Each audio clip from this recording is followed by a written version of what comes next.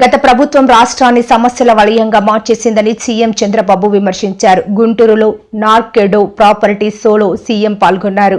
రాష్ట్రాన్ని గాడిలో పెట్టే ప్రయత్నం చేస్తున్నామని అన్నారు. ఈ రోజు ఇక్కడికి వచ్చింది మళ్ళీ పడకేసినటువంటి నిర్మాణ రంగాన్ని పైకి తీసుకురావాలి అనే ధ్యేయంతో నేను ఇక్కడికి వచ్చాను. మీకందరికీ కూడా నూతన సంవత్సర శుభాకాంక్షలు. తొందరలోనే సంక్రాంతి కూడా వస్తుంది. సంక్రాంతి శుభాకాంక్షలు.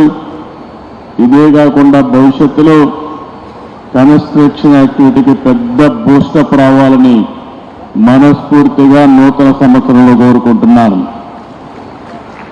ఈరోజు మీరు చూస్తే ఎన్నికలప్పుడు మేము చూసాం, నిర్వీర్యమైన రాష్ట్రం, ఎక్కడికి పోయినా సమస్యల వలయం, అన్ని రంగాలు కూడా పతనావస్థకు చేరిపోయినాయి. నిర్మాణ రంగం అయితే అడ్రస్ లేకుండా పోయే పరిస్థితి వచ్చింది. మేము ఆ రోజు ఒకే మాట చెప్పాం, మమ్మల్ని ఆశీర్వదించండి, మళ్ళీ ఆంధ్ర రాష్ట్రాన్ని అన్ని రంగాలలో అభివృద్ధి చేసే బాధ్యత మేము తీసుకుంటామని చాలా స్పష్టంగా ఆ రోజు మీ అందరికీ హామీ ఇచ్చాం. మా హామీలు నమ్మారు. ఎప్పుడూ చరిత్రలో నేను చాలాసార్లు ఎన్నికల్లో పోటీ చేశాను, కానీ స్ట్రైక్ రేట్ చూస్తే 93%, అంటే పెట్టిన అభ్యర్థుల్లో 93% గెలిచారు. అదే సమయంలో 57% ఓట్లు కూడా వేశారు. ఆ నమ్మకంతోనే మేము వచ్చిన వెంటనే మీరు ఒక్కసారి ఆలోచిస్తే పునర్నిర్మాణం ప్రారంభించాం. ఎటు చూసినా విధ్వంసమే, ఎటు చూసినా అంధకారమే.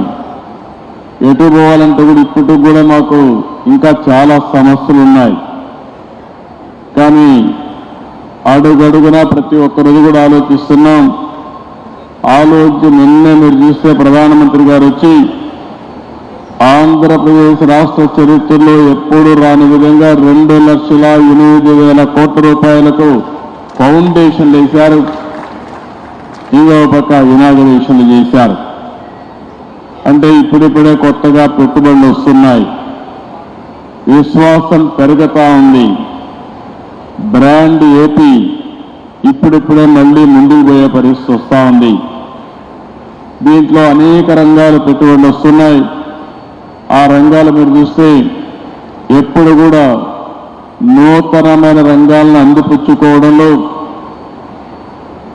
ఒక పక్కన ఎన్డీఏ కానీ తెలుగుదేశం పార్టీ కానీ ఎప్పుడూ ముందుంటాం.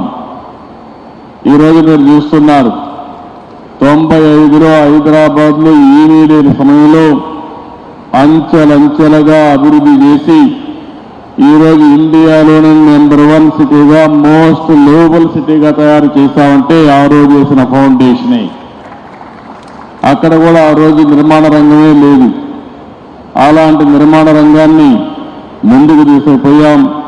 స్టెప్ బై స్టెప్ అభివృద్ధి చేశాం, ముందుకు వచ్చాం.